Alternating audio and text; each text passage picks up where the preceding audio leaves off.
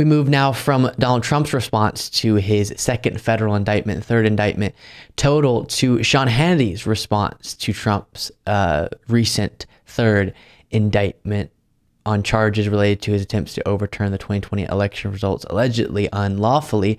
And Sean Hannity had such an absurd response that came off to me as just lazy. Like he's giving up on even trying that hard at his dishonesty. Sometimes I'll say, if you're gonna try to deceive us, be better at it. And it's definitely one of those moments here with Sean Hannity where he doesn't seem to be even putting in a lot of effort to his kind of dishonest talking points and manipulation of the facts and attempt to distract his followers from the facts on this subject. And he really has given up on trying, you could say. So here's this Sean Hannity on Fox News. Let's be very clear at the start here tonight. This is an incredibly weak, baseless, convoluted indictment. It is bizarrely centered around what is clearly protected speech, zero criminal statutes, because there are none that were applicable that are actually written into law. It is based on an obscure... Hold on to that. Zero criminal statutes, he says. That's a claim that you can very easily fact check. So why he would say it, I don't know. ...law from the Civil War. So let's be even more clear. This indictment is frankly not worth the paper that it's printed on. This is a political persecution through and through.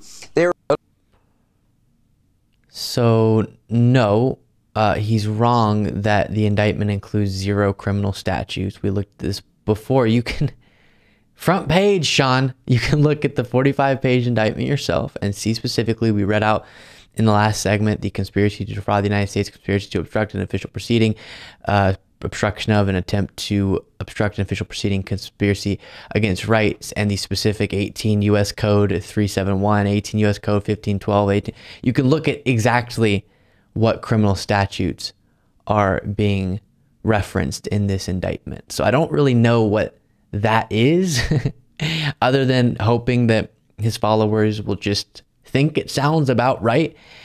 And then his point, as I indicated earlier in today's show, about these things are protected by freedom of speech. Trump's protected by the First Amendment for the things he's being charged for. And they're trying to focus in on the fact that the indictment centers a lot of discussion, or a lot of what is being outlined, around lies that Trump was perpetuating despite knowing that they were lies. But that's not the crime there. It's a larger conspiracy based on those lies that then motivated actions to create a fake elector scheme, trying to fraudulently assert that Trump won the electoral count when he actually didn't, and pressuring election officials, and all these different things that are actions he's being charged for related to lies he was telling, not just the fact that at some point he questioned the election results. It's absurd. And I don't know how people buy it. But then here's another moment. Trump's lawyer went on with Sean Hannity and said this. Do you believe this is a form of election interference? Do you believe that they purposely delayed this? I can't speak to their motives, but I do know this, that we will litigate every issue, including all of the matters that were raised in that indictment that go to the 2020 election.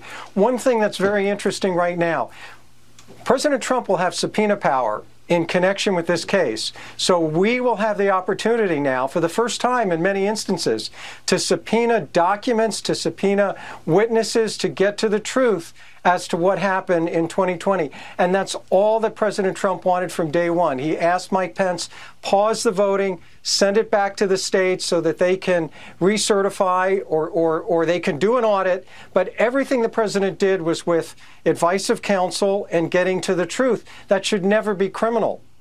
Assuming that the president did not believe this and being able to prove that, I would say that that is task impossible. And that is the position I believe this indictment has put prosecutors in.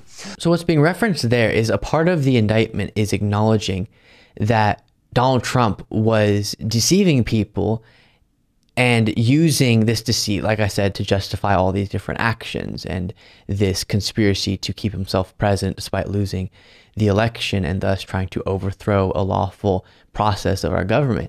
And But it's referenced and it's discussed and extensively outlined that this was Trump deceiving. Thus, he knew that he was lying.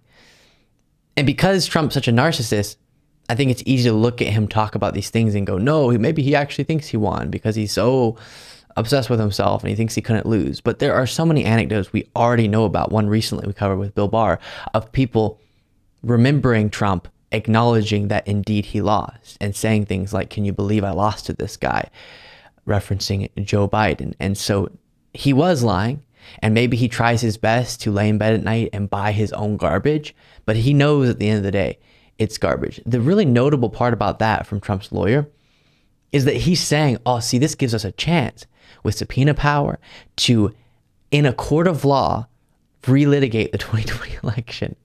Which if the legal strategy, if Trump's legal defense is going to be, I'm going to prove that the election was stolen, best of luck to you, because that's not going to go very well, because that's not true. And it would be a complete disaster as a defense. And that's what seems to be getting prepared for there.